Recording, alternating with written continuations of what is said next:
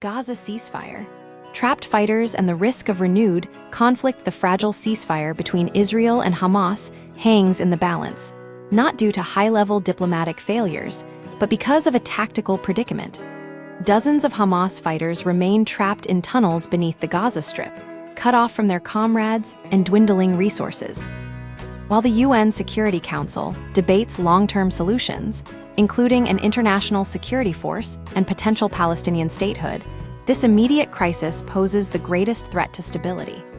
The underground threat, approximately 200 Hamas militants, the exact number is unknown, have been isolated behind Israeli lines since before the ceasefire took effect. Their presence isn't merely a logistical issue, it's a security risk. These fighters are suspected of carrying out ambushes that have triggered Israeli retaliatory strikes, resulting in the deaths of dozens of Palestinians. The situation is a diplomatic deadlock. Israel demands the fighters surrender their weapons, while Hamas insists on safe passage. The Trump administration seeks to bypass the entire issue, but cannot ignore the underlying tensions. The fighters' fate mirrors the broader ceasefire, stuck in an unsustainable position, with any move potentially escalating violence. A divided Gaza and Hamas resilience. Gaza remains functionally split. Israeli forces have withdrawn behind the yellow line, yet maintain control over a heavily depopulated border zone. Hamas, meanwhile, has reasserted its dominance within the Strip, engaging in clashes with rival groups and executing alleged collaborators. Despite leadership losses during the recent war, Hamas appears well-equipped and determined to stay in power. The Trump administration's 20-point peace plan disarming Hamas, deploying an international stabilization force, and transitioning to a new governing authority faces severe resistance. Even White House officials privately acknowledge the difficulty of enforcing disarmament on a group unwilling to comply. While some Muslim-majority nations have expressed interest in contributing troops, none are eager to engage in combat with Hamas. The group itself has rejected the stabilization force outright. Political inertia and a return to status quo Israel, under Prime Minister Benjamin Netanyahu, shows little appetite for advancing toward a two-state solution.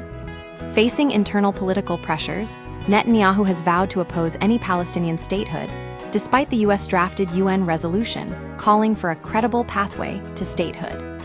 This stance, coupled with the US push for a Security Council vote, reflects the demands of countries willing to contribute to the stabilization force.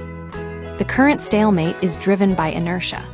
Both Hamas and Israel appear to prefer the existing situation to a political process that would weaken Hamas and empower the Palestinian Authority.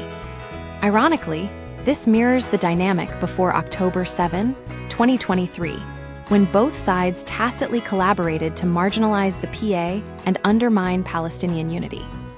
The inevitable crisis: the longer the Hamas fighters remain trapped, the more desperate they will become, increasing the risk of a final, violent stand rather than surrender. Israel's history of massive retaliation in response to attacks on its forces suggests that any renewed fighting could quickly escalate, even while the ceasefire technically remains in place. Some propose that Israel could allow the fighters to leave in exchange for Hamas turning over its weapons. However, Netanyahu has rejected this proposal, and no third country has stepped forward to offer them refuge. Ultimately, the current situation is unsustainable. Attempts to delay the inevitable may lead to catastrophe, as both sides retreat behind the yellow line, while a few dozen armed militants remain trapped behind enemy lines. The question is not if the ceasefire will collapse, but when and how much fighting will occur before it does.